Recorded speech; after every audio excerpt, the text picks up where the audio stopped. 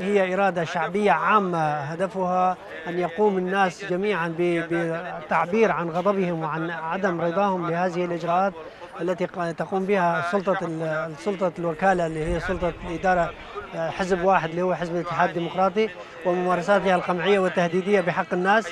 وندعو حقيقة نطلب من الأمم المتحدة، ولنا مذكرة نقدمها للسيد الأمين العام للأمم المتحدة في هذه الأوضاع من أجل المساعدة في دعم القضايا الإنسانية في هذه المنطقة والإغاثة والمواد الإغاثية وفتح المعابر الحدودية وغيرها للتخفيف عن معاناة الناس، لأن معاناة أهل المنطقة هي إضافة لمعاناة السوريين عموما بات مقلقا جدا.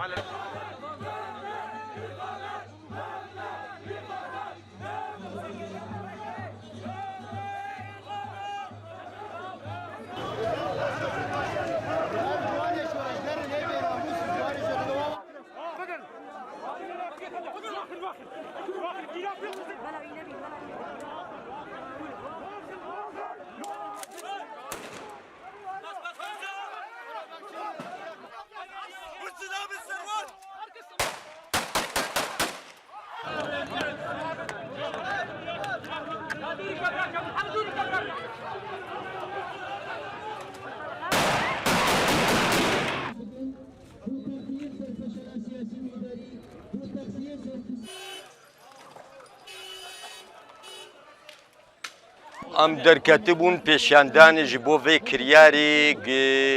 غلاء الاسعار ومازوت وافتشت ما تشتانا ولوج بولو دركتبون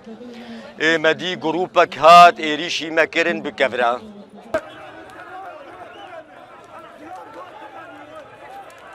خلال مظاهرتنا السلمية اقتحم الشبيبة السورية التابعة لحزب الاتحاد الديمقراطي وتم إطلاق أعير نارية من قبل الأساجيل التابعة لها، واستخدموا العصي والحجار على المتظاهرين السلميين، ونحن نرفض هذا الأسلوب ولن نخشى من أساليبهم الدنيءة، وسنستمر باعتصامنا السلمي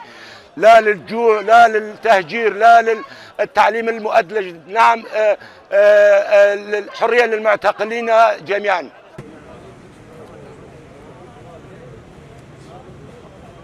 جايين هون بس مشان المعتقلين السياسيين اللي ياخذون الإدارة الذاتية، يطلعون من بيوتهم الساعة 2 بالليل الساعة 4 بالليل، يعملوا يعني ياخذون من بين اولادهم وياخذون على الحبوس. عم ندور عليهم بالليل وبالنهار وبالمكاتب وكل شيء،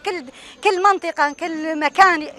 عم ندور فيه يقولوا مو عنا، يعني اخذين ولا 6 اشهر الواحد يسأل عليهم ما يدلوا.